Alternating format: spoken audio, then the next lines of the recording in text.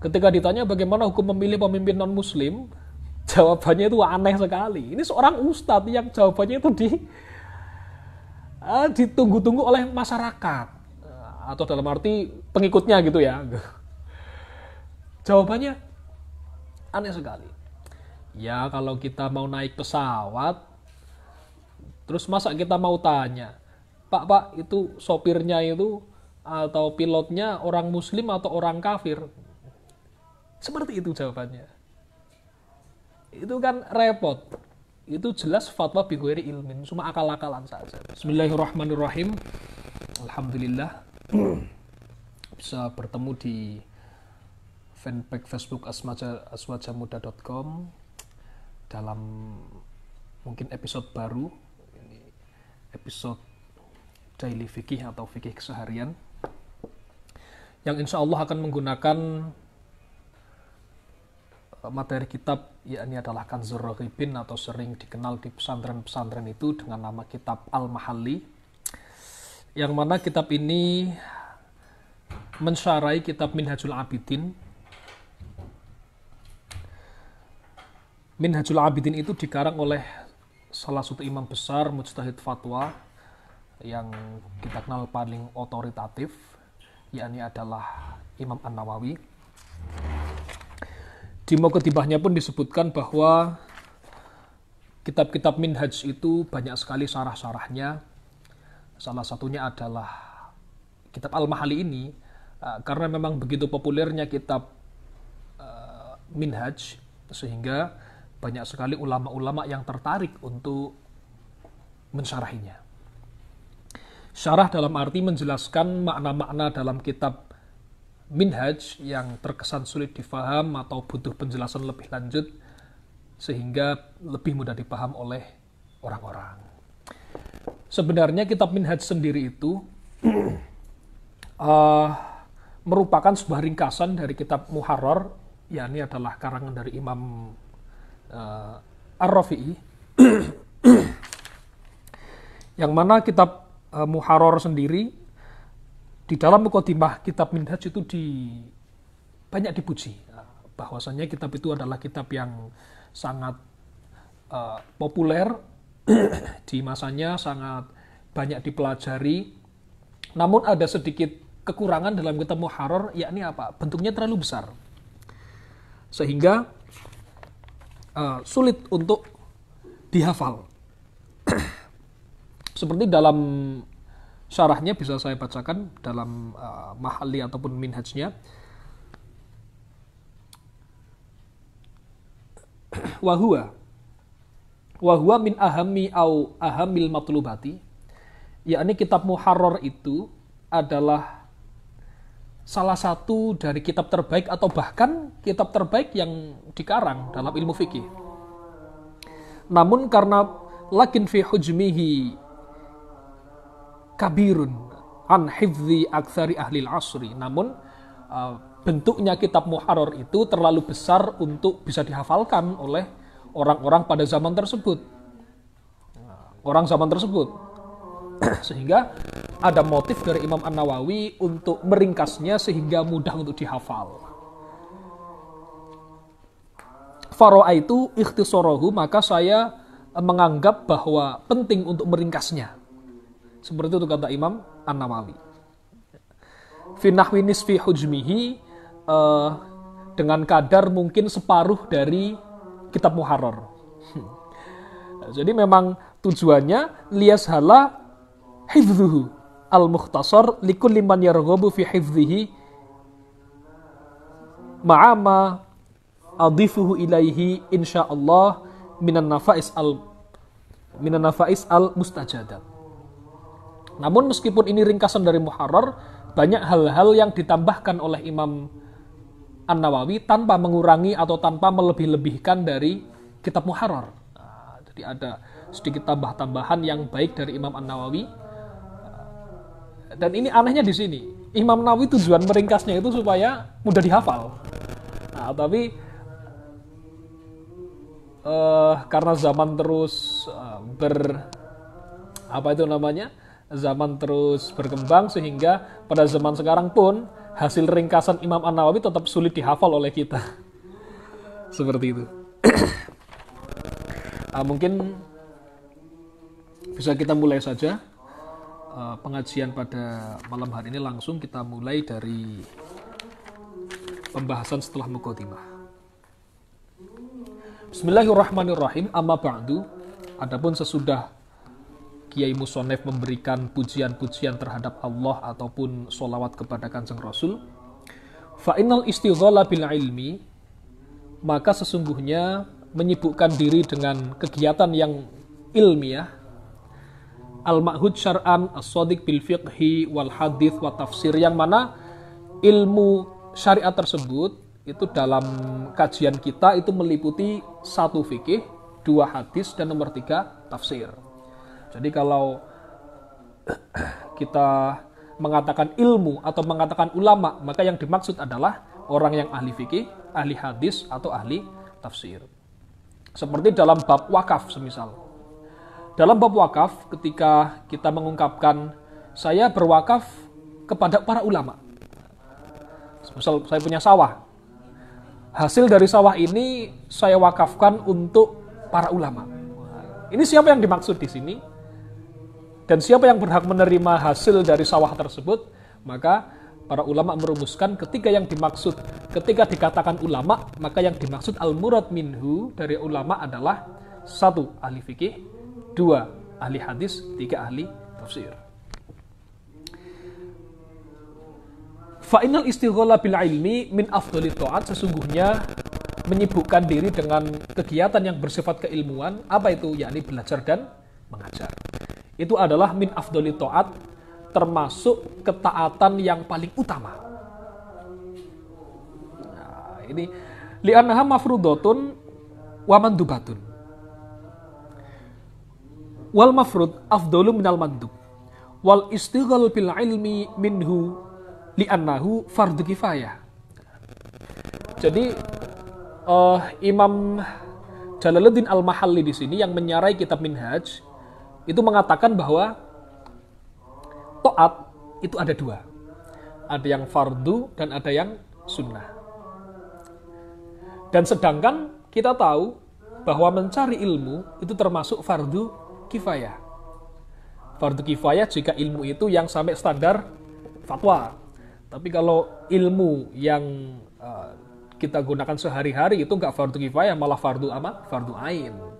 Itu fardu ain. Karena ilmu itu masuk ke dalam bagian taat yang fardu, maka disitulah ilmu itu sangat lebih baik daripada ketaatan-ketaatan yang lain yang hanya bersifat sunnah seperti apa? Puasa. Maka sering masyaikh-masyaikh kita mengistilahkan bahwa kalian atau sampean nek puasa terus lemes sing dadekno ra kuat mutolaah, mending mangan sing wareg mutolaah sing mempeng. Jadi daripada puasa sunnah sehingga lemes nggak kuat belajar, mending makan yang kenyang terus sregep belajar gitu. Nah itu daripada beberapa dawuh masyaikh kita itu sudah masyhur di kalangan pesantren seperti itu. Kalau kita tilik di dalam Al-Quran, di dalam hadis, itu pernah terjadi suatu kejadian yang sangat menarik untuk kita simak. Di waktu Kanjeng Nabi dan para sahabat sedang genting-gentingnya dalam mengumpulkan pasukan untuk menghadapi orang-orang musyrik, sehingga Kanjeng Nabi dan para sahabat mengerahkan seluruh pemuda, laki-laki dan orang tua untuk berperang semua, memaksimalkan jumlah untuk berperang. Namun apa yang terjadi? Bukan kok dipuji sama Allah, tapi malah ditegur sama Allah. Falaula nafara min kulli firqatin liyatafaqahu fid din. Wal yunziru qaumahum idza raja'u ilaihim. Falaula nafara min kulli firqatin, terjemah sederhananya, kok kenapa sebagian tidak ada yang perginya itu untuk belajar agama. Kok perang semua? Ya mbok yo, jangan perang semua. Tapi sebagian itu ada yang berangkat untuk belajar. Perang kabeh nanti kalau mati semua gimana? Yang paham ilmu agama nggak ada nanti. Dan ketika sudah alim, waliyungziru qaumahum idza raja'u ilaihim. Dan kalau sudah menjadi alim, pulang ke rumah menyebarkan atau berdakwah tentang agama. Itu kejadian yang diabadikan di dalam Al-Qur'an. Wa fi hadisin hasanahu at-Tirmidzi fadlul alim 'alal 'abid kafadli 'ala adnakum. Di dalam satu hadis yang dihasankan oleh Imam At-Tirmidzi dikatakan bahwa fadlul alim, keutamaan atau derajat orang yang alim, ya, yang alim dibandingkan orang yang ahli ibadah, kata Nabi apa? Seperti derajat saya dibandingkan derajat kalian yang paling rendah. Jadi sahabat yang paling rendahan siapa di sana? Ya, kata Nabi seperti itu.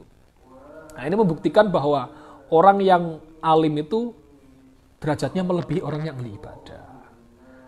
Nah, ini kalau kita analogikan, kalau kita cerna secara mendalam, kenapa kok bisa seperti itu? Jadi gini, kedua-duanya adalah ibadah.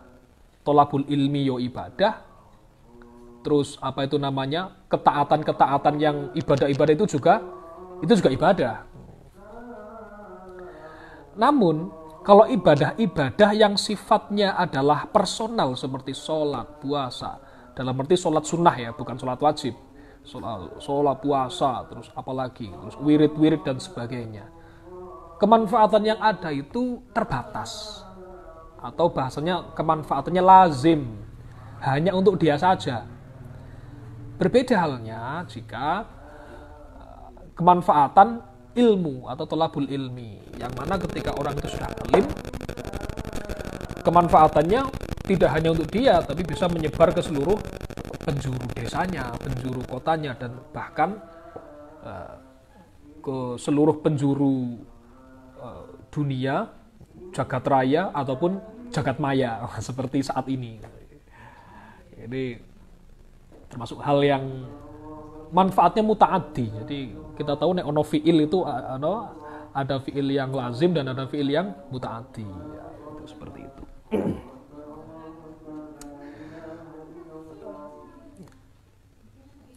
Dan hal ini hal yang penting. Urgensinya sangat tinggi mendalami ilmu fikih tersebut. Karena apa? Ketidaktahuan kita terhadap ilmu fikih itu akan menimbulkan fatalitas-fatalitas yang dalam sebagian kasus sangat ekstrim. Sangat apa? Ekstrim. Saya contohkan seperti ini. Dalam Islam itu tidak boleh ada yang namanya tabani. Tabani itu adopsi anak. Tentu adopsi yang dalam arti, yang diharamkan ini ya, yang dalam arti adalah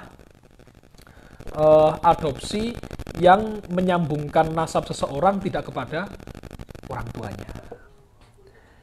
Ini kalau tidak dipahami betul oleh masyarakat bahaya. Kita andaikan ada seorang anak perempuan yang diadopsi oleh sebuah keluarga. Ketika anak perempuan itu sudah besar, terus membojo, menikah, kemudian yang mengakadi adalah ayahnya yang baru. Itu secara fikih sah apa tidak? Jelas ya, tidak sah itu ya. Karena yang namanya wali harus ayahnya secara nasab yang betul, bukan nasab sambungan seperti adopsi. Nah, ini bahaya kalau nggak diketahui. Kalau sampai kejadian, bayang kemawon, nikahnya tidak sah, kemudian setiap malam berhubungan, terus hubungannya apa itu? Zina. Sehingga melahirkan anak-anak zina.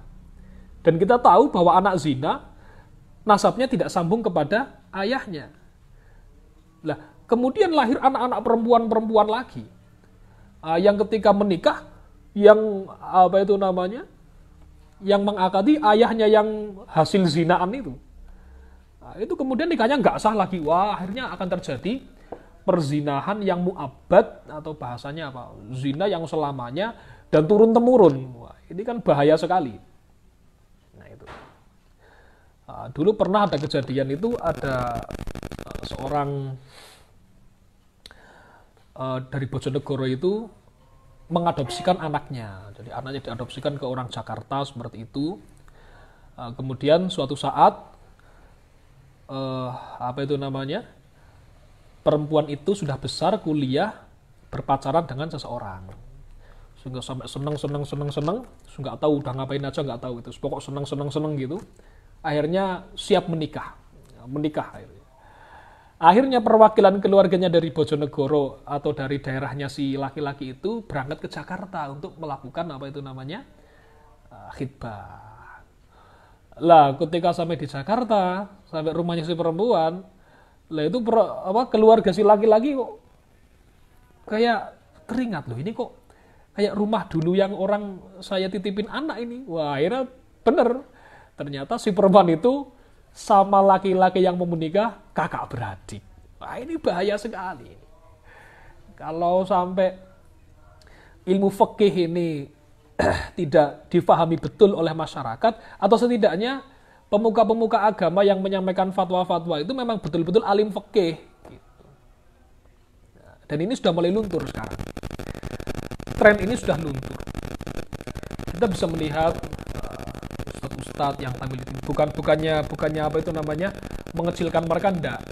Tetap kita harus mengapresiasi mereka ya atas apa itu namanya dakwah-dakwah mereka melalui media televisi, media cetak, media dan lain-lain. Tetap harus kita apresiasi. Namun jangan kita lupakan bahwa yang paling penting itu adalah kita menyampaikan hukum-hukum atau menyampaikan hukum fikih supaya bisa menjadikan apa itu namanya pegangan masyarakat. Ini sudah mulai luntur. Sekarang itu dai-dai yang payu, dai-dai yang laris itu yang kalau ngomong menarik, terus mungkin lucu, mungkin berwajah aneh dan seterusnya. So, kata-katanya dibuat-buat sehingga menarik, ada lenggak-lenggok legatnya dan semacamnya. Namun yang diutarakan, dilihat secara ilmiah, dilihat secara hukum fikih, itu tidak ada. Betapa banyak ustadz-ustadz seperti itu, kemudian karena sudah memiliki banyak pengikut, sering dimintai fatwa. Nah, karena dia memang basicnya bukan basic pesantren, bukan basic yang mendalami ilmu agama dengan betul, ya fatwanya akhirnya setaunya saja, bighairi ilmin. Fatwa bighairi ilmin. Nah, sering itu seorang ustadz ini, ustadz yang sering tampil di media-media. Ketika ditanya, ini saya bukan dalam frame untuk menjawab pertanyaan, tapi hanya mencontohkan saja. Ketika ditanya bagaimana hukum memilih pemimpin non-muslim, jawabannya itu aneh sekali. Ini seorang ustadz yang jawabannya itu ditunggu-tunggu oleh masyarakat, atau dalam arti pengikutnya gitu ya. Jawabannya aneh sekali. Ya, kalau kita mau naik pesawat, terus masa kita mau tanya, Pak, itu sopirnya itu atau pilotnya orang muslim atau orang kafir? Seperti itu jawabannya. Itu kan repot. Itu jelas fatwa bighairi ilmin, cuma akal-akalan saja. Padahal yang namanya saya katakan tadi, fikih kalau tidak diketahui itu memiliki sisi fatalitas yang terkadang sampai ekstrim. Ini perlu. Jangan hanya kok sekarang bukannya saya anti, enggak. Saya seneng ada dai-dai yang bagus, yang lucu-lucu. Saya seneng sekali. Tapi kalau sudah kelewatan sehingga dai-dai yang menyampaikan hukum sudah tidak ada, nah ini yang menjadi problem kita di sini. Jadi penting sekali kita mempelajari daily fikih atau fikih keseharian. Insya Allah dengan materi kitab syarah Minhajul Abidin, pakai apa itu namanya, kitab Kanzur Raghibin. Kanzur Raghibin syarah dari Minhajul Abidin, insya Allah akan saya kupas insya Allah ke depannya. Mungkin tidak runtut dan akan saya pilihkan bab-bab yang memang perlu, tapi dari awal runtut dalam tapi mungkin ada beberapa yang saya skip seperti itu. Dan insya Allah ke depannya ketika ada beberapa hal-hal yang masih dijanggalkan oleh para pemirsa gitu ya, bisa ditanyakan langsung saja lewat kolom komentar. Nanti kalau insya Allah sebisa mungkin akan saya jawab di pertemuan berikutnya. Mungkin ya, saya kira sudah cukup saja yang bisa saya sampaikan. Insya Allah untuk materi pelajaran kita mulai di pertemuan berikutnya, Selasa malam Rabu depan. Sekian dari saya, banyak kurang lebihnya mohon maaf. Semoga doa kita diberi ilmu yang manfaat, barokah, dan bisa mendapatkan ridho Allah Subhanahu wa taala. Al-Fatihah. Bismillahirrahmanirrahim. Alhamdulillahirabbil alamin arrahmanir rahim maliki yaumiddin. Iyyaka na'budu wa iyyaka nasta'in. Ihdinas siratal mustaqim siratal ladzina an'amta 'alaihim ghairil maghdubi 'alaihim. Assalamualaikum warahmatullahi wabarakatuh.